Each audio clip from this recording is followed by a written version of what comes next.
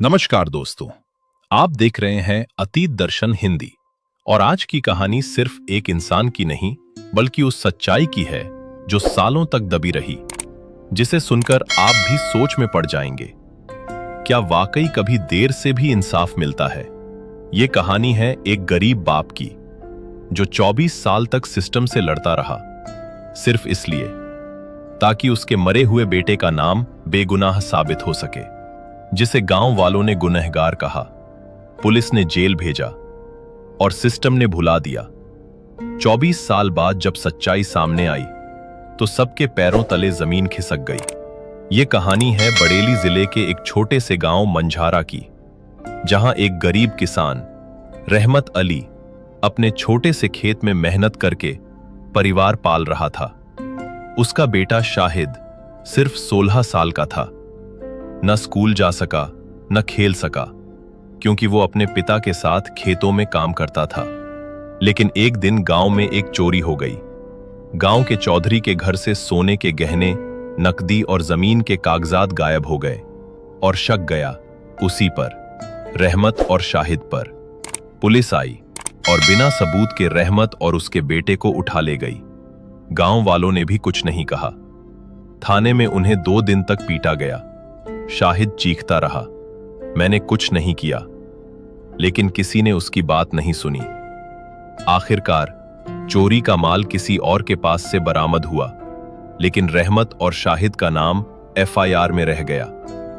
शाहिद को किशोर न्यायालय भेज दिया गया और वहां से उसकी जिंदगी की सबसे लंबी सजा शुरू हुई, भुला दिया जाना।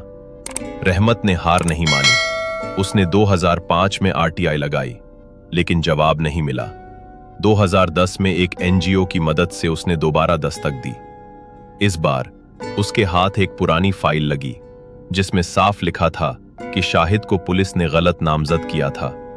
2012 में रहमत ने हाई कोर्ट में अपील दायर की। मुकदमा फिर से खुला और गवाही हुई। 2023 में 24 साल बाद अदालत ने कहा शाहिद निर्दोष था। शाहिद अब इस दुनिया में नहीं था। 2015 में उसकी जेल में मौत हो गई, टीबी से। कोई इलाज नहीं मिला क्योंकि वो चोरी का आरोपी था। जब फैसले की कॉपी रहमत को मिली, उसने बस आसमान की तरफ देखा और कहा, बेटा, आज तेरा नाम तो साफ हुआ, लेकिन तू नहीं रहा।